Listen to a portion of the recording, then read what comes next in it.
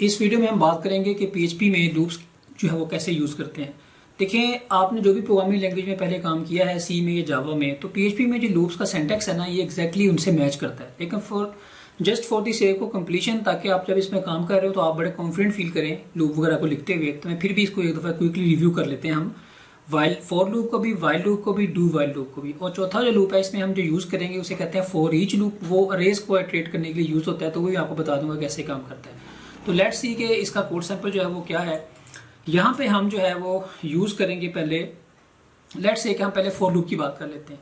तो for loop में आपको पता है कि इसका ये जो पार्ट है निचले, इसमें 3 इसके हिस्से होते हैं फॉर लूप के, बल्कि 4 हिस्से कह रहे हैं। एक में हम किसी वेरिएबल को निशलाइज करते हैं, जैसे हमने किसी वेरिएबल को आई को 1 से निशलाइज कर दिया। सेकंड में हम कोई कंडीशन अप्लाई करते हैं, जैसे फॉर एग्जांपल हमने कहा जब तक इसकी जो कंडीशन है वो less than is equal to 10 है।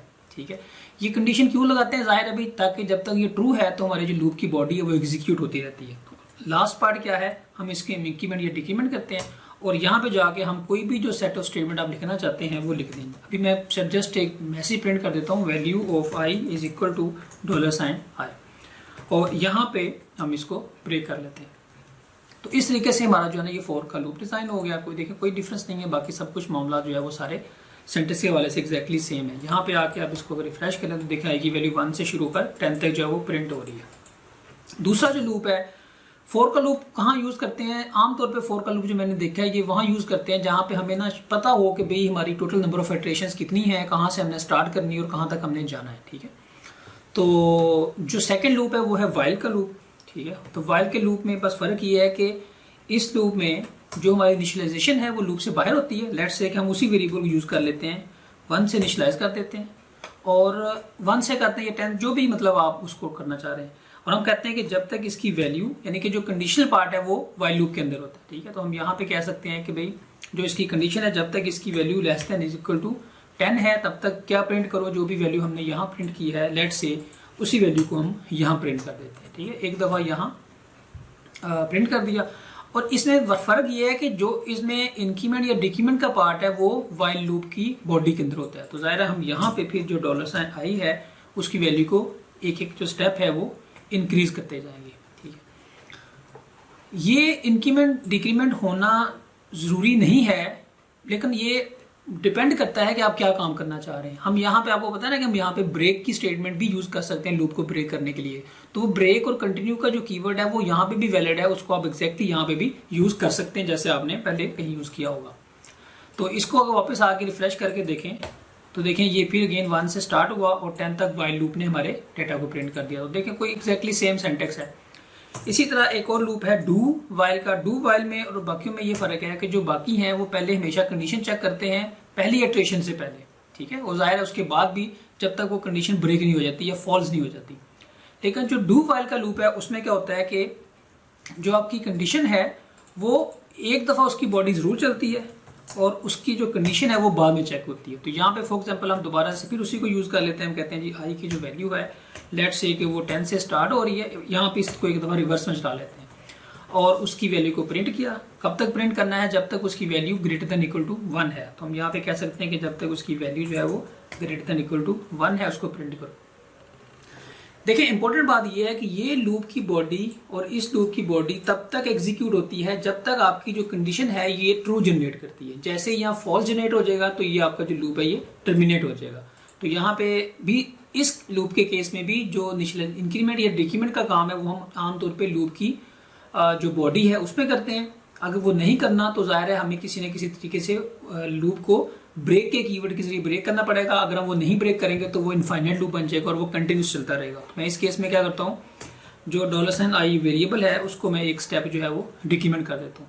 तो वापस आउटपुट विंडो में आके यहाँ पे देखें ये 10 यानी कि ग्रेटर नंबर से स्टार्ट हुआ और रिवर्स होता होता 1 तक आया। 1 के बाद आने के बाद जैसे इसकी वैल्यू 0 हुई तो ये कंडीशन फॉल्स हो गई। इसके फॉल्स होने के बाद जो लूप है वो टर्मिनेट हो गया। इसी तरह एक और लूप है उसका नाम है फॉर ईच लूप। ये थोड़ा सा मे भी आपके लिए नया हो। फॉर ईच का लूप यूज होता है जब हमने अरेज को इटरेट करना होता है। ठीक है, तो पहले आल्दो के अरेज की जो डिटेल है वो आपको मैं अरेज के लेक्चर में पढ़ाऊंगा। अभी बस ये समझें कि एक बेसिक सी अरे बना लेते हैं ताकि हम फॉर ईच के लूप को एटलीस्ट जो है वो देख सकें। तो अरे बनाते हैं, लेट्स से हमारे पास नंबर्स की एक अरे है और उसमें हमने डिफरेंट इंटीजर जो है वो सेव किए हुए हैं। यहाँ पे लेट्स से 2, 4, 6, 8, 10 कुछ भी नंबर रख सकते हैं। जैसे एग्जांपल के लिए मैंने ये नंबर उसमें कुछ प्लेस कर दिए। फॉर ईच का लूप काम कैसे करता है, आप यूज करते हैं फॉर ईच का कीवर्ड और ये स्मॉल ब्रैकेट में जो आपकी कलेक्शन है यानी कि जो हमारी रे है उसका नाम पहले आ जाता है और उसके बाद एज का कीवर्ड और फिर किसी एक कोई भी एक नया वेरिएबल जिसमें आप चाहते हैं कि जब लूप इटरेट हो तो उसकी वैल्यू कौन सी वेरिएबल में जाए ताकि हम लूप की बॉडी में उसको यूज कर सकें। यहाँ पे हम आके उसको यूज कर लेंगे। जैसे फॉर एग्जांपल यहाँ पे अच्छा आई की हमने यहाँ पे नहीं लिया और हम कह देते हैं जी इको स्टेटमेंट क्या प्रिंट करनी है, the value of num is equal to $num, ठीक है। और यहाँ पे भी हम br का टैग लगा देते हैं। देखें इसमें यहाँ थोड़ा सा गैप दे दें ताकि हमें वहाँ पे जाके रीड करना उसको थोड़ा इजी हो। अच्छा देखें इस केस में जो है इस केस में जो है वो जो आपकी रे है ये लूप उसको इटरेट करता है और हर इटरेशन में उस रे में से एक एक नंबर को निकाल के जो नम का वेरिएबल है उसमें प्लेस करे जाता है और आपको बॉडी में उस यानी कि नम की वैल्यू मिल जाती है। आप उसको यूज कर लेते हैं जैसे भी आपने यूज करना हो। यानी कि ये लूप पहली इटरेशन में नम में 2 आ जाएगा तो 2 प्रिंट करेगा, अगली इटरेशन में 4 आ जाएगा, अगली इटरेशन में नम में खुद ही 6 आ जाएगा, फिर 8 आ जाएगा।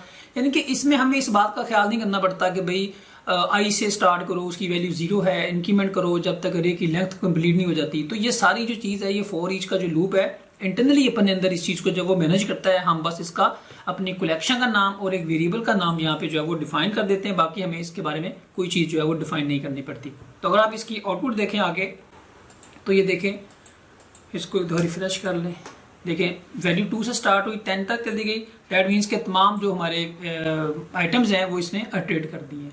तो बाकी फॉर ईच की एक और वेरिएशन है वो जब आपको मैं रेस पढ़ाऊंगा तो वहाँ पे थोड़ा अरे की डिस्कशन उसके लिए ज़्यादा करनी पड़ेगी।